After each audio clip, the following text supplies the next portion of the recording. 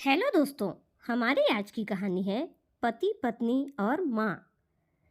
1 साल की डेटिंग के बाद आखिरकार आज उसकी शादी हो ही गई।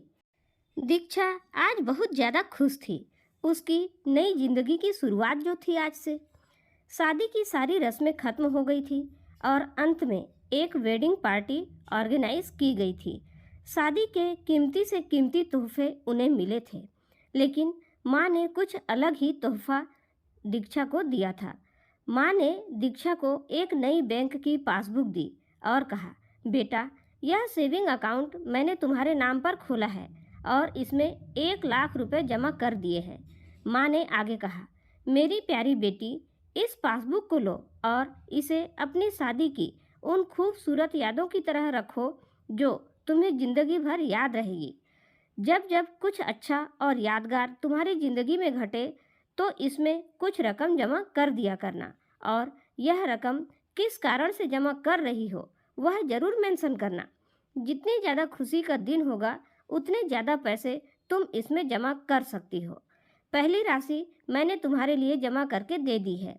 अब इसे आगे तुम अपने पति के साथ बढ़ाती रहना, और जब कई सालों बाद तुम इसे देखोगे तो तुम्हें पता चलेगा कि तुमने अपने जीवन में एक दूसरे के साथ कितने खुशी के पल साथ में जिए हैं।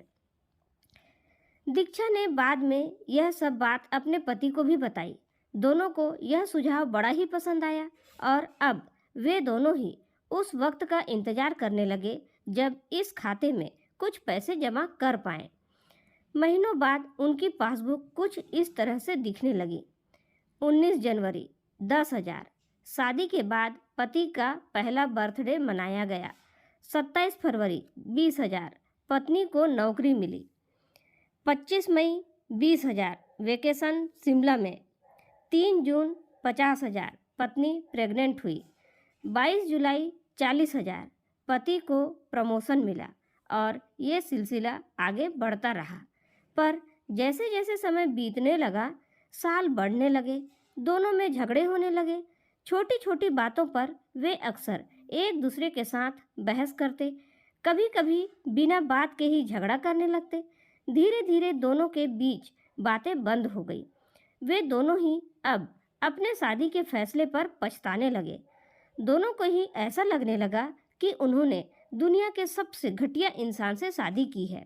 शायद उनके बीच का वह प्यार कहीं गुम हो गया था जो पहले था। एक दिन दीक्षा ने अपनी माँ से बात की। माँ, अब हम साथ नहीं रह सकते।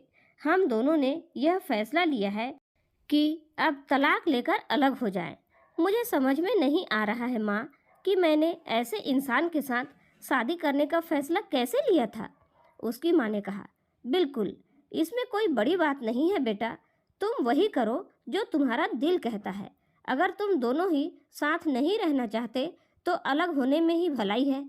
लेकिन उससे पहले एक काम करो। तुम्हें वह पासबुक याद है जो मैंने तुम्हें तुम्हारी शादी के दिन दी थी? सबसे पहले उस खाते में जमा सारे पैसे निकालो और उन्हें खर्च कर डालो। तुम्हें ऐसी कमज़ोर शादी का कोई भी रिकॉर्ड नहीं रखना चाहिए। दीक्षा अपनी माँ की बात से सहमत थी, इसलिए वह वहाँ से सीधे बैंक चली गई और बैंक में लाइन में लग गई ताकि उस अकाउंट को बंद करवा सके। जब वह लाइन में खड़ी होकर इंतजार कर रही थी, तब उसने एक नज़र उस पासबुक के अंदर लिखे रिकॉर्ड्स पर डाली।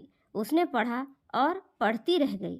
वह सारी खुशियाँ, आनंद के पल जो उसने अपने पति के साथ जिए थे, सब उसकी आंखों के सामने आ गए और उसकी आंखों में आंसू आ गए। वह तुरंत वहाँ से निकल अपने घर पहुँची। दीक्षा ने घर पहुंचकर सबसे पहले वह पासबुक अपने पति के हाथों में रखी और बोली कि तलाक लेने से पहले इस खाते में जमा सारे पैसे खर्च कर दो और इस खाते को बंद कर दो। अगले दिन पति बैंक गया और खाता बंद कराने के लिए लाइन में लगा। जब वह लाइन में अपना नंबर आने का इंतजार कर रहा था, उसने एक नज़र उस पासबुक पर डाली। उसने पासबुक के अंदर लिखे रिकॉर्ड्स को पढ़ा पढ़ा और पढ़ता ही रह गया।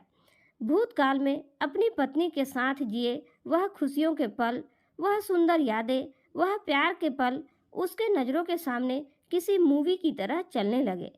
थोड़ी देर बाद वह भी बैंक से निकला और सीधे घर पहुंच गया। घर पहुंचकर पासबुक उसने दीक्षा के हाथ में रख दी। दीक्षा ने जब उस पासबुक को खोलकर देखा, उसमें एक नई एंट्री 10 लाख की थी और उसके कारण के रूप में लिखा था, यह वह दिन है जब मुझे यह एहसास हुआ कि मैं तुमसे कितना प्यार करता हूँ, और यह भी कि तुमने मेरी जिंदगी में कितनी खुशियाँ लाई है। वे दोनों एक दूसरे के गले लग गए और खूब रोए। उन्होंने उस पासबुक को संभालकर तिजोरी में रख दी। इस प्रकार उन दोनों की जिंदगी फिर से पहले की तरह आनंद से भरपूर हो गई।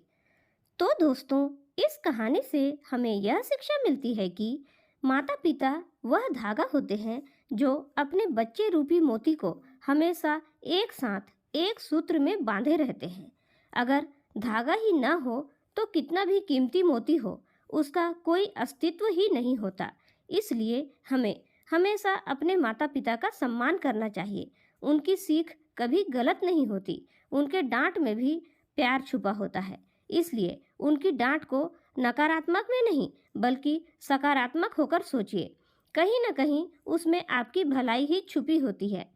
इसलिए बूढ़े हो चुके अपने माँ बाप को पुरानी बेकार वस्तु की तरह नहीं बल्कि सोने की तरह कीमती चीज समझकर अपने घर की शोभा बनाकर रखें। उम्मीद है दोस्तों, आज की यह कहानी आप लोगों को पसंद आई होगी। अगर यह कहानी आपको पसंद आई तो लाइक कीजिए, शेयर कीजिए और इस चैनल में नए हैं तो सब्सक्राइब जरूर कीजिएगा।